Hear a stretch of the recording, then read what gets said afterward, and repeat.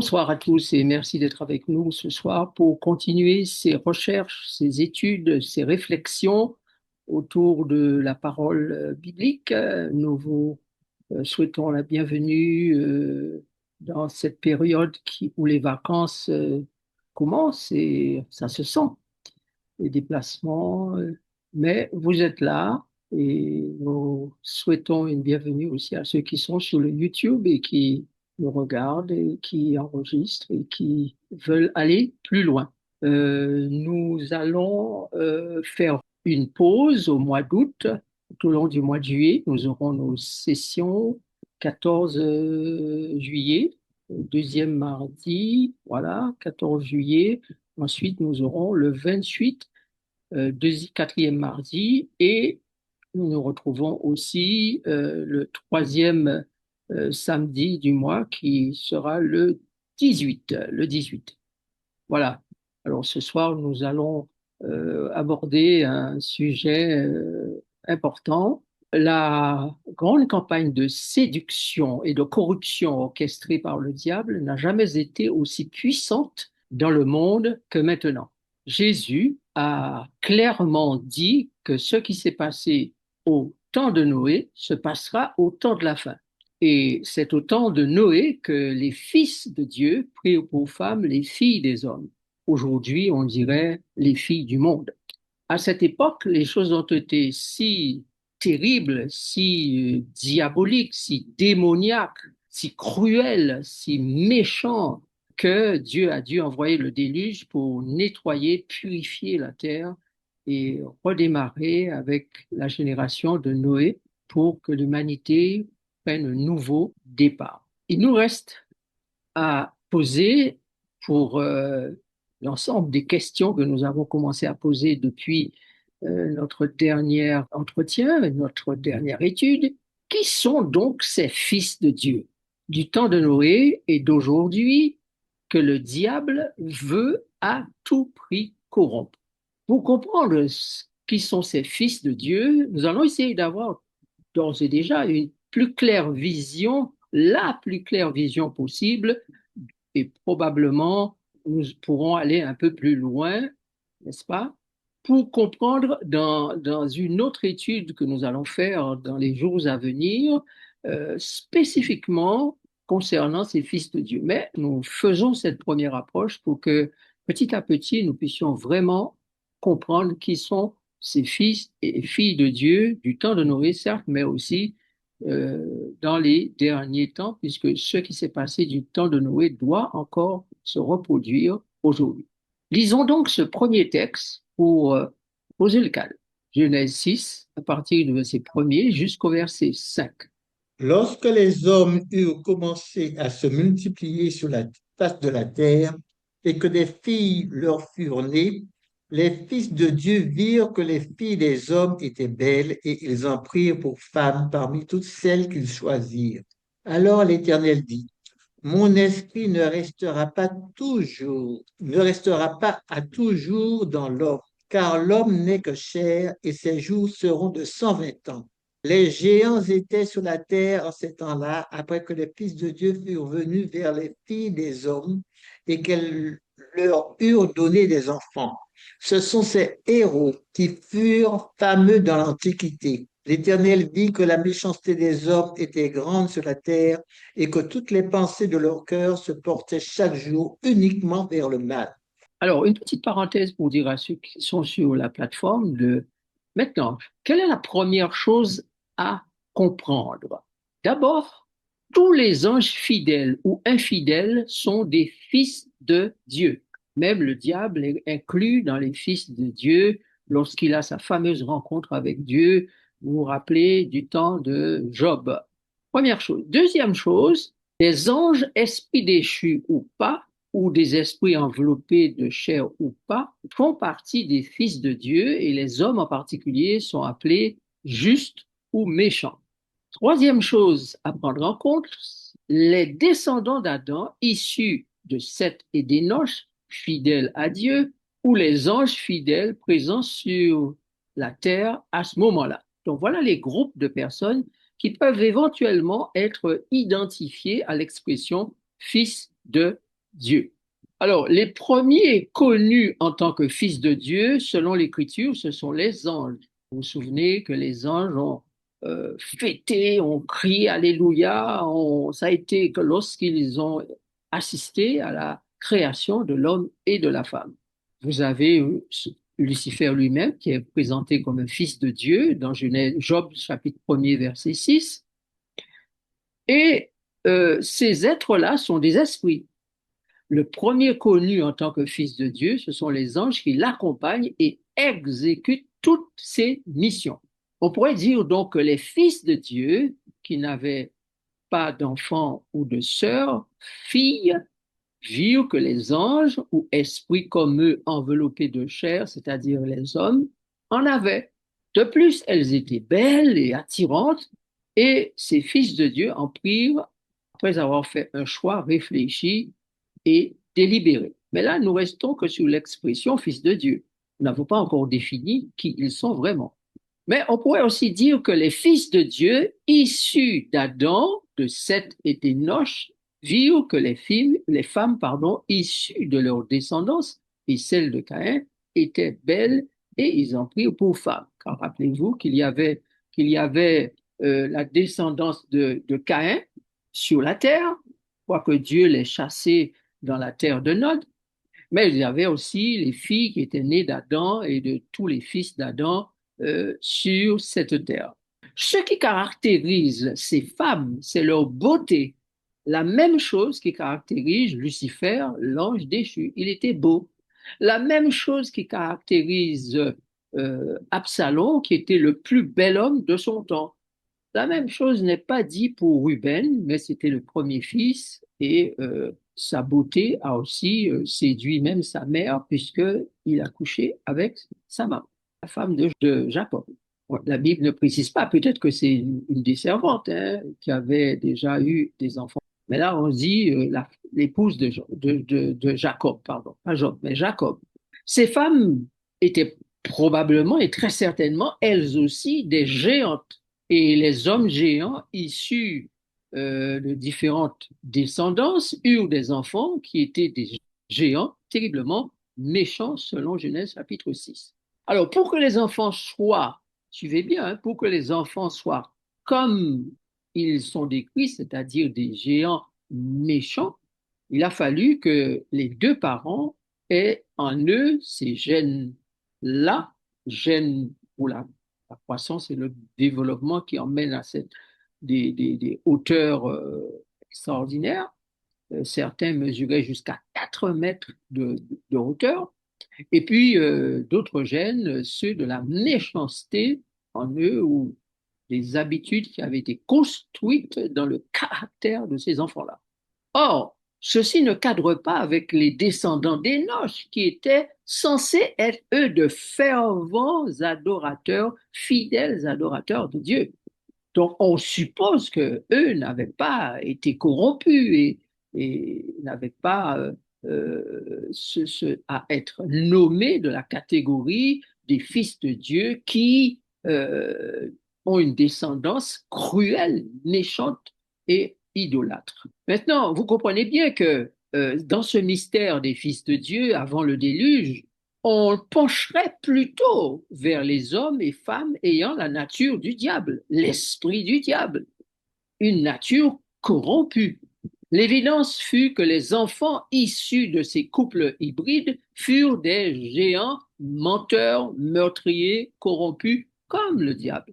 Alors, on se demande, mais pourquoi Jésus a-t-il dit que vous avez pour père le diable? Si cette théorie-là n'est pas la bonne, quel esprit aurait tout intérêt à voir les fils de Dieu se corrompre et pour cela orchestrer ces naissances et multiplications des géants devenus des instruments sataniques sur la planète Terre, autour du Jardin d'Éden et dans les terres éloignées? Le diable pourrait aussi avoir œuvré pour que les descendants d'Énoch fixent les regards sur les filles des humains, des hommes, et de tous les hommes sur cette planète et des femmes. Ben, le diable aurait pu fixer le regard envieux, regard de convoitise, regard de fornication, regard d'adultère sur ces filles-là. Donc, quelle qu'ait été l'origine de ces fils de Dieu, qu'est-ce qu'il faut retenir finalement? Nous n'allons pas rester naïfs là-dessus et nous allons essayer de comprendre ce que le diable a concocté tout en mettant la terre sens dessus dessous. Il est donc en train de faire la même chose aujourd'hui. Et beaucoup d'entre nous ne savent pas vraiment s'ils ont l'identité de fils de Dieu ou de fils du diable. Alors, par acquis de conscience, tout le monde pourrait se dire, oui, moi j'aime Dieu, je suis le fils de Dieu. Mais Dieu te reconnaît-il vraiment comme le sien? Alors, si tu ne sais pas clairement qui tu es aujourd'hui, tu pourras facilement être pris dans le piège de la grande séduction qui doit venir sur le monde avec l'Antichrist. Bientôt, nous allons avoir une étude spécifique sur les plus poussée à travers la Bible sur les fils de Dieu et leur identité. Donc là, nous pourrons en apprendre un peu plus. Ce que nous avons voulu faire, c'est vous montrer que la stratégie du diable ne change pas. En effet, comme Lucifer a corrompu Ève, qui elle-même a corrompu Adam, le diable a corrompu les filles, des hommes qui, elles, ont corrompu les fils de Dieu, qui qu'ils soient. Quand nous jetons un coup d'œil, à travers l'histoire et jusqu'à notre temps aujourd'hui, nous réalisons, d'après le livre de l'Apocalypse, que Babylone et ses filles, la bête et sa femme, appelée la grande prostituée, sont toujours en train de corrompre les fils de Dieu en leur donnant à boire le vin de son impudicité, d'après Apocalypse chapitre 17. Donc, de sa part, l'enseignement donné aux fils de la création physique et spirituelle de Dieu sera donc une boisson, vin qui sera mauvais. Donc, ça veut dire un enseignement qui sera faux, mais qui est doux, comme lorsqu'on fait l'amour en lune de miel. D'ailleurs, c'est au nom de l'amour, de l'unité, de la solidarité, de la générosité que la grande séduction se répandra facilement parmi les habitants de la terre et qui seront en adoration derrière la bête. Donc tous les enfants de Dieu sont corruptibles et le diable le sait. Tant qu'ils ont la chair, la nature de chair, ils sont corruptibles. Dieu seul peut nous rendre en tant qu'être d'esprit et de chair. Dieu seul peut nous rendre incorruptibles et irréprochables. Vous et moi, nous devons absolument nous tourner vers Dieu et demeurer en lui afin qu'il nous garde et qu'il nous rende, et nous garde incorruptibles. Autrement, nous serons bons pour les temps de feu. Si Dieu ne nous déclare pas incorruptibles, vierges, purs, irréprochables, nous serons bons pour les temps de feu. Donc, suite à notre dernière étude, nous avons bien compris que de quelque manière que nous soyons nés, physiquement, spirituellement, Jésus et son Père se donnent et se donneront les moyens pour que nous soyons mis à part, si nous le voulons bien, c'est-à-dire informés, formés, appelés fils et filles de Dieu, frères et sœurs de Jésus, purs, saints, vierges, irréprochables, ayant le caractère du Père et de l'agneau. Ça, c'est le programme de Dieu pour les temps dans lesquels nous vivons déjà depuis la fin des 2300 soirées matin et le début du jugement d'investigation.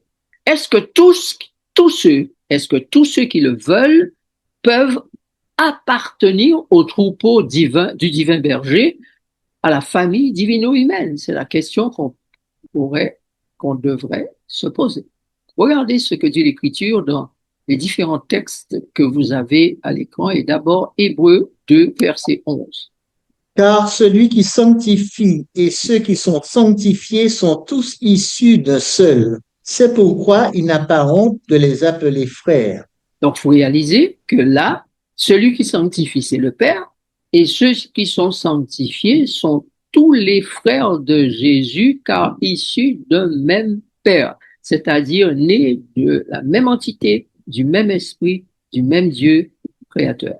Donc, nous sommes censés être des frères de Jésus si nous avons pour Père le Dieu du ciel, le Dieu créateur qui nous a donné l'existence par l'intermédiaire de son esprit. Deuxième texte. Ses serviteurs allèrent dans les chemins, rassemblèrent tous ceux qu'ils trouvèrent méchants et bons, et la salle des noces fut pleine de convives. Voilà, donc vous réalisez que Dieu ne fait pas exception, il est en mesure d'accepter les méchants comme les bons pour faire partie de sa famille. Tous ont une possibilité, comme on dit, une chance de pouvoir accéder au royaume du Père s'ils répondent à l'invitation faite pour le souper du mariage du grand frère Jésus, l'agneau de Dieu. Troisième texte. Mais voici l'alliance que je ferai avec la maison d'Israël. Après ces jours-là, dit le Seigneur, je mettrai mes lois dans leur esprit, je les écrirai dans leur cœur, et je serai leur Dieu, et ils seront mon peuple. Aucun n'enseignera plus son concitoyen, ni aucun son frère, en disant, connais le Seigneur, car tous me connaîtront, depuis le plus petit jusqu'au plus grand d'entre eux. Là, Dieu s'adresse particulièrement aux choisis, à l'Israël spirituel, ceux qui sont les élus choisis de Dieu. Et il leur dit, eh bien, en ce qui vous concerne, moi, j'ai décidé de mettre mes lois dans votre cœur, de les écrire dans votre esprit. Je serai votre Dieu, vous serez mon peuple, vous me connaîtrez personnellement. Personne ne vous dira qui je suis, vous le saurez, car vous et moi, nous vivons dans une telle communion, nous avons un tel rapport de communion que l'on se connaît. Tous de la maison d'Israël me connaîtront depuis le plus petit jusqu'au plus grand. Donc, réalisez que Dieu a une œuvre particulière à faire avec son peuple, son Église dans ce monde, pour que dans tout le peuple, parmi, au sein, au cœur de cette Église mondiale, universelle et invisible naturellement, eh bien, il y ait des personnes qui connaissent correctement, j'allais dire parfaitement, mais c'est pas pendant l'éternité, nous allons le découvrir, donc, mais qui connaissent correctement qui est Dieu. Reconnaissons, chers amis, à ce stade, que la déclaration du Christ à Nicodème devrait nous laisser à croire que la naissance à partir de la chair ne répond pas aux critères de Dieu pour entrer dans son royaume. Pas le fait d'être né dans la chair, d'être né dans ce monde, que l'on soit croyant ou non, ça ne constitue pas un critère pour entrer dans le royaume de Dieu. Pour entrer dans ce royaume, il faut répondre à des conditions. Jésus ne dit-il pas que la chair ne sert de rien et que ce qui est né de la chair est chair et ce qui est né de l'esprit est esprit. Donc le royaume ne fonctionne pas avec la chair. Donc si nous sommes toujours dans le fonctionnement charnel et non dans le fonctionnement spirituel, comment pouvons-nous appartenir au royaume de Dieu?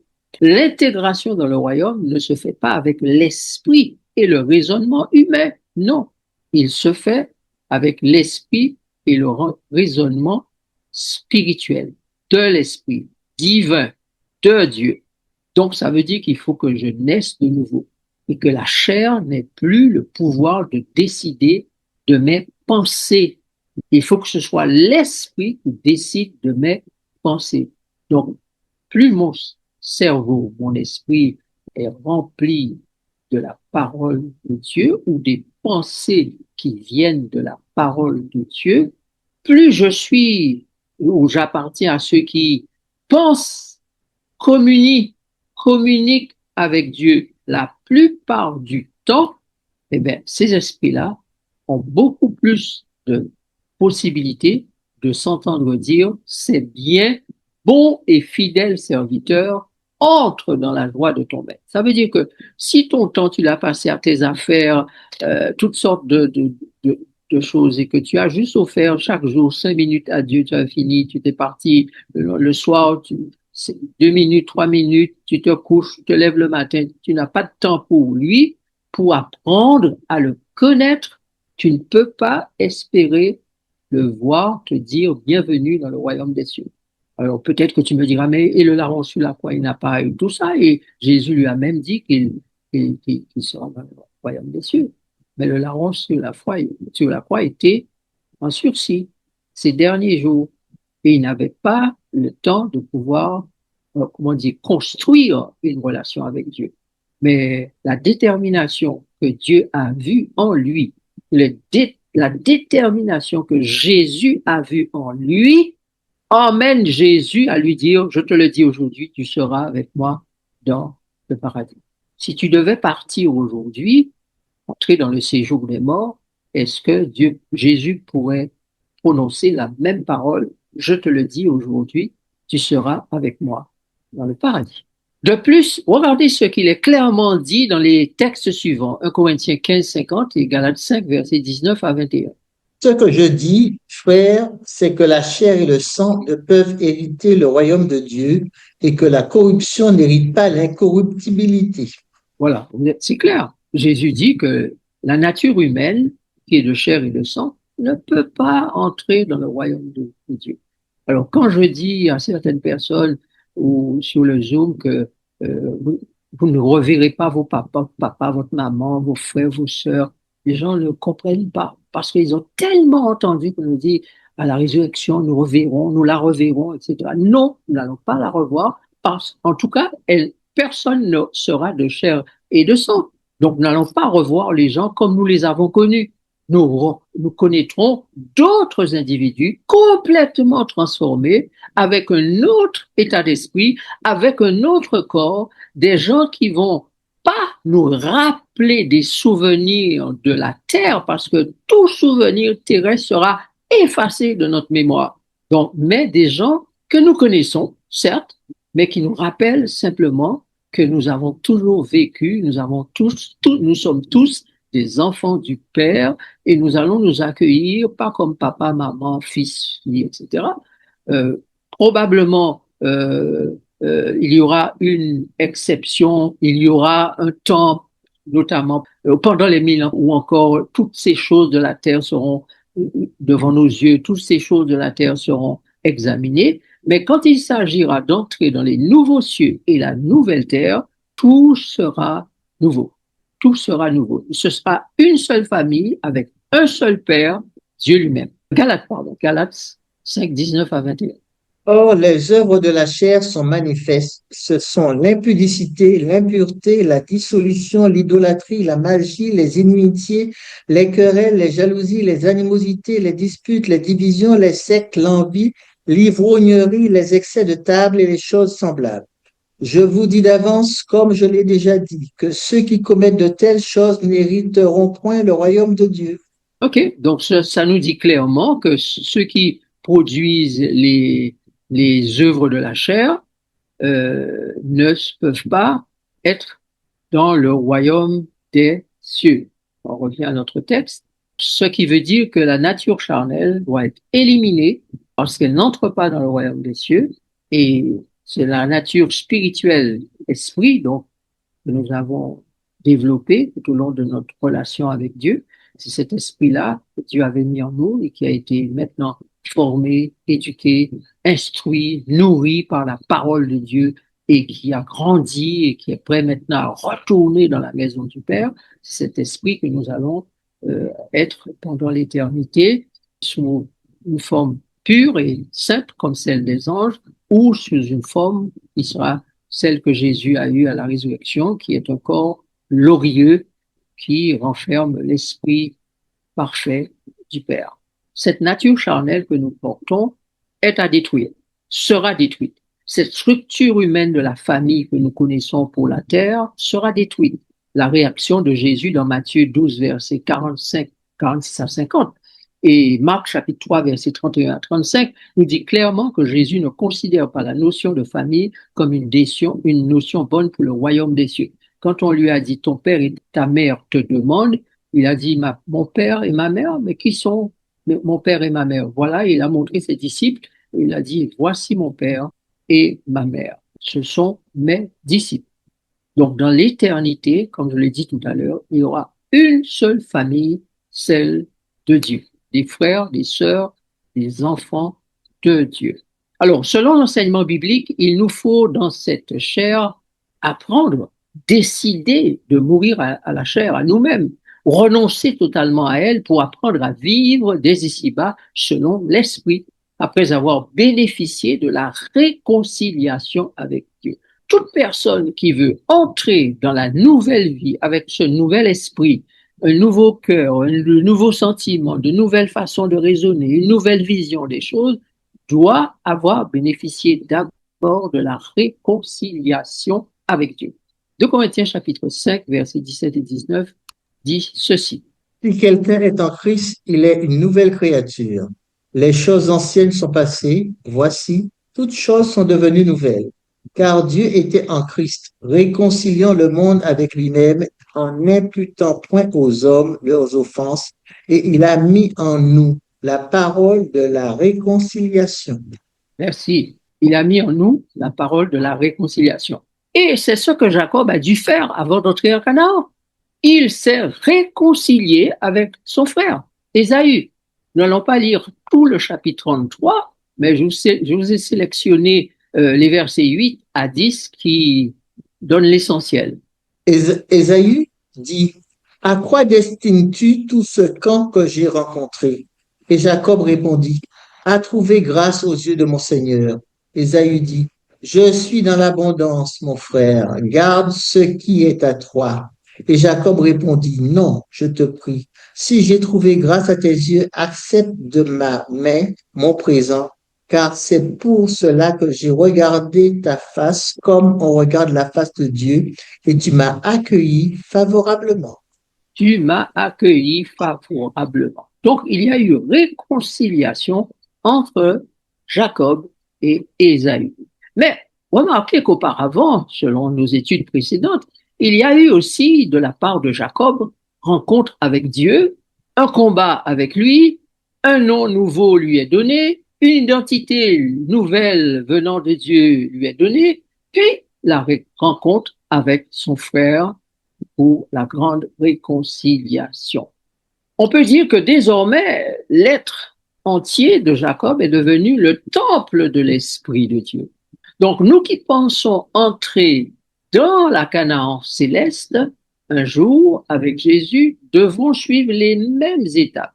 Première étape, c'est la rencontre avec Dieu, un combat avec Dieu, parce que Dieu va nous saisir et il nous saisit de façon extraordinaire. Et nous avons tendance, lorsque nous sommes saisis par Dieu, à résister. Dieu dit, abandonne-toi. Mais nous avons du mal à nous abandonner.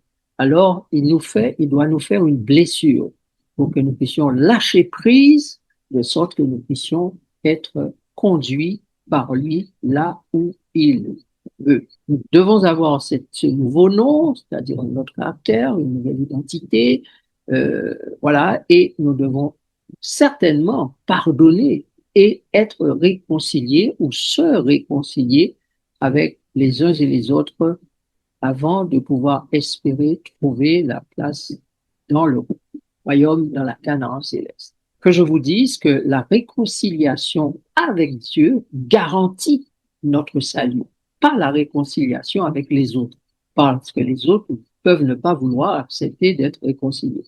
Mais nous, nous avons à nous réconcilier avec Dieu et étant réconciliés avec Dieu, nous avons à pardonner à tous ceux qui nous ont fait du mal sur cette terre parmi les êtres humains, car ils sont tous des créatures de Dieu et de potentiels fils de Dieu.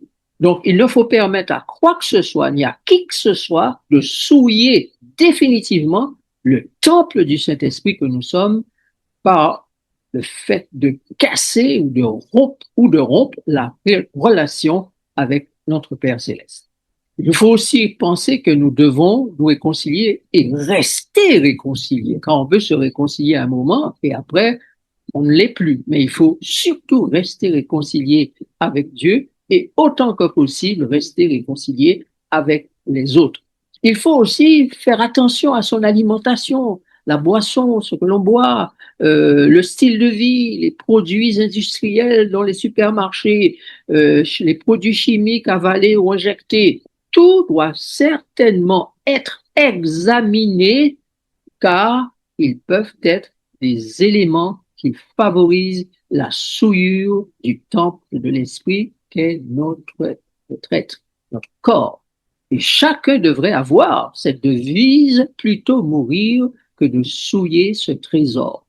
Dieu, dans sa parole, nous expose les idées et les pratiques sataniques pour nous souiller, pour nous piéger, afin que nous ne puissions pas entrer dans la Canaan céleste. Regardez ce que dit la Bible. Par la multitude de tes iniquités, par l'injustice de ton commerce, tu as profané tes sanctuaires. Je fais sortir du milieu de toi un feu qui te dévore. Je te réduis en cendres sur la terre aux yeux de tous ceux qui te regardent. Voilà. Le diable, Lucifer, l'ange déchu, Satan, le serpent ancien, eh bien, Ézéchiel dit au chapitre 28, verset 18, il est quelqu'un qui avait une multitude d'iniquités.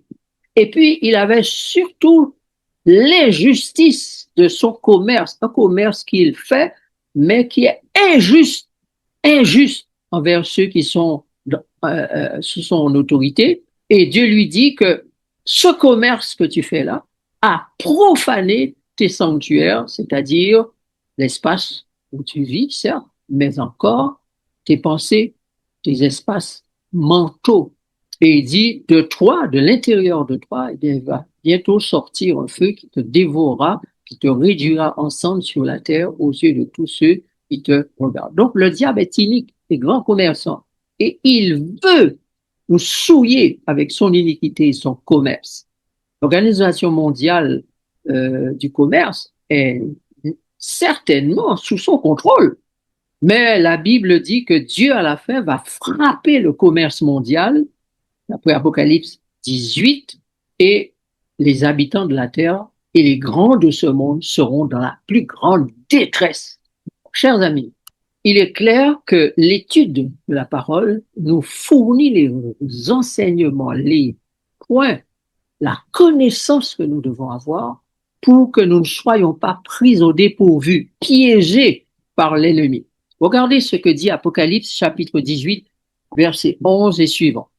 Et les marchands de la terre pleurent et sont dans le deuil à cause d'elle, parce que personne n'achète plus leur cargaison d'or, d'argent, de pierres précieuses, de perles, de fin lin, de pourpre, de soie d'écarlate, de toute espèce de bois de senteur, de toute espèce d'objet d'ivoire, de toute espèce d'objets en bois très précieux, en airain, en fer et en marbre, de cinnamon, d'aromates, de parfums, de myrrhe, d'encens, de vin, d'huile, de fine farine, de blé, de bœufs, de brebis, de chevaux, de chars, de corps et d'âmes d'hommes.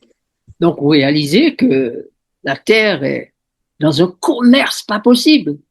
Et au milieu de ce commerce-là, on trouve même des commerces de corps et d'âmes d'hommes. Vous avez entendu parler des enfants qui sont kidnappés, que l'on vend, des personnes qui sont kidnappées pour qu'on vende leurs organes, etc. Des personnes qui sont enfermées dans des endroits où elles perdent la tête, elles perdent leur esprit parce qu'elles sont mises dans des conditions pas possibles de persécution. Voilà. Donc, il y a sur cette terre un commerce tel que la Bible le décrit. Satan, le chef de Babylone, a en plus excité les humains à copuler, commercer, abuser abondamment et outrageusement du sexe et autres, et se donner des milliards et des milliards d'enfants qui ne connaissent pas Dieu et préfèrent la corruption.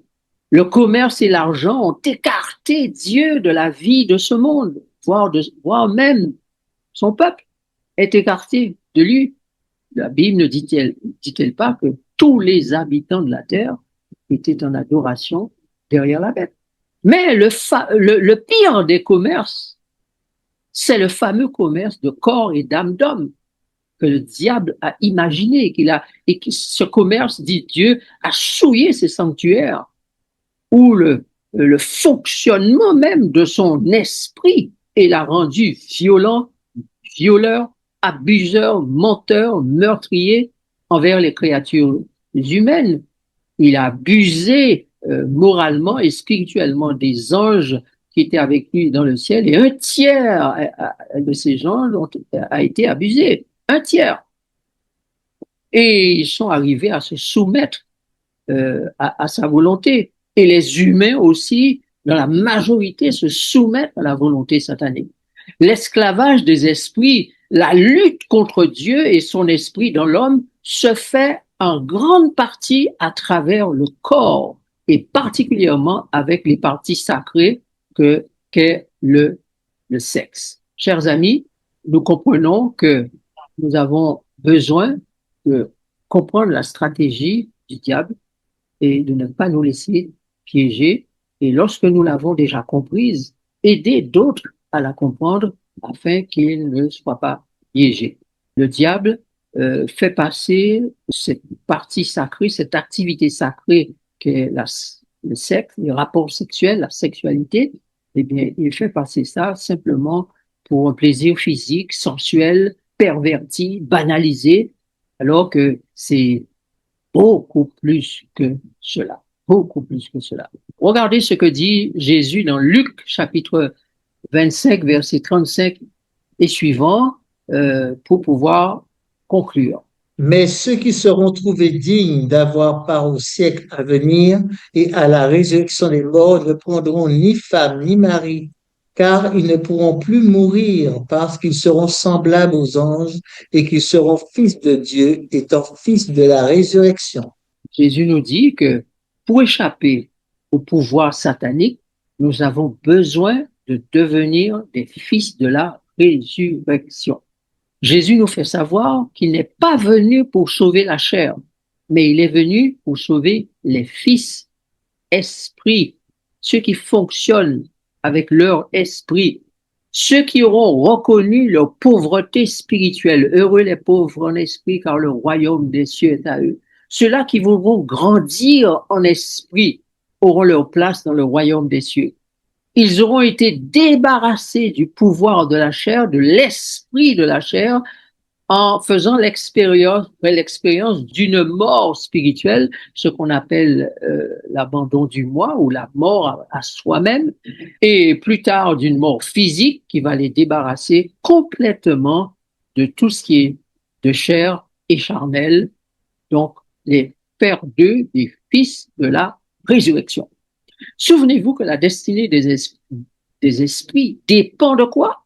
Ben, elle dépend de ce qui s'est passé dans notre nature charnelle. Comment avons-nous vécu pendant que la nature charnelle nous maintenant en vie avec l'Esprit de Dieu en nous, dans le temple de l'Esprit? Comment avons-nous vécu? Et qu'est-ce que nous avons communiqué à cet Esprit-là? Il nous faut absolument devenir des fils de la mort, c'est-à-dire candidats à la mort à nous-mêmes, candidats à la mort physique, de façon à ce que nous soyons complètement débarrassés de la chair pour être des fils de la résurrection, des fils du royaume, des fils issus de Dieu, des fils nés de nouveau, nés du royaume, enfants du Saint-Esprit, servant Dieu et lui obéissant comme des anges. Ainsi, nous aurons ôté, anéanti le pouvoir du diable sur nous. Dans Matthieu chapitre 13, verset 38, quelle parole Jésus nous laisse-t-il? Le champ, c'est le monde. La bonne semence, ce sont les fils du royaume.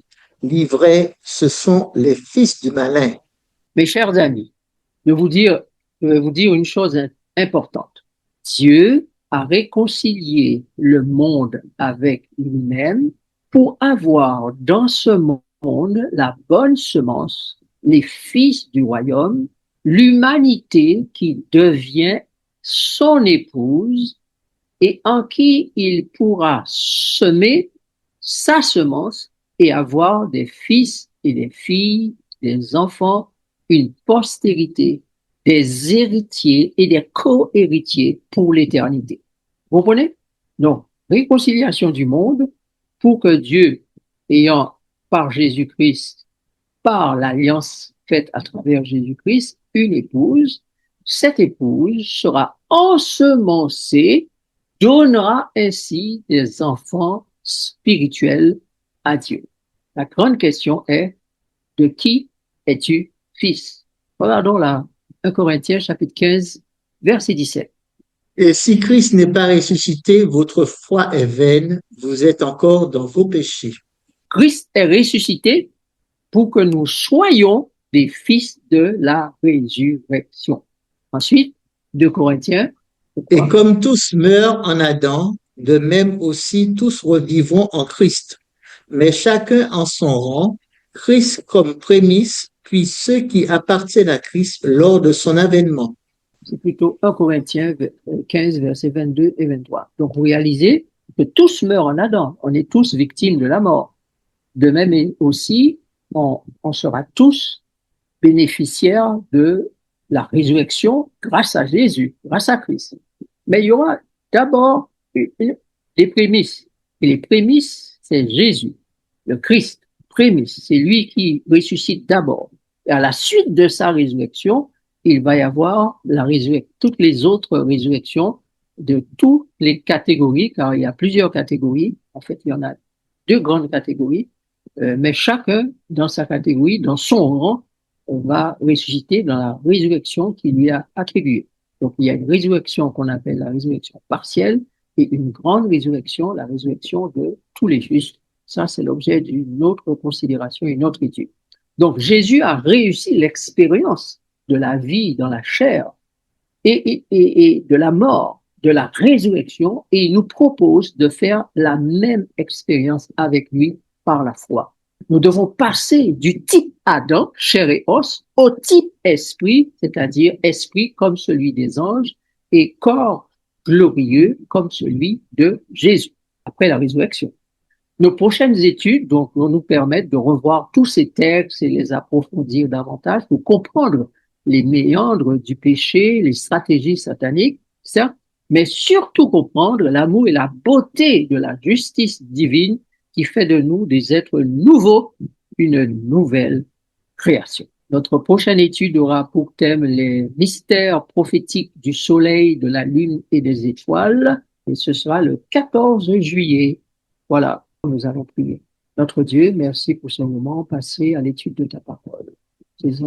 Ces informations que tu nous donnes de façon littéraire, biblique, spirituelle, eh bien, nous aident à réfléchir beaucoup et à nous poser des questions concernant nous-mêmes, notre identité, notre caractère, notre préparation pour la Canaan céleste, pour le royaume des cieux. Et nous te remercions de faire encore durer le temps afin de donner les plus grandes possibilités possibles à tous ceux qui le souhaitent de pouvoir répondre à ton invitation et pouvoir être acceptés dans le royaume. Fais-nous du bien encore et rends-nous assidus et des enfants fidèles en communion avec toi et que nous t'avons prié dans le nom de Jésus. Amen.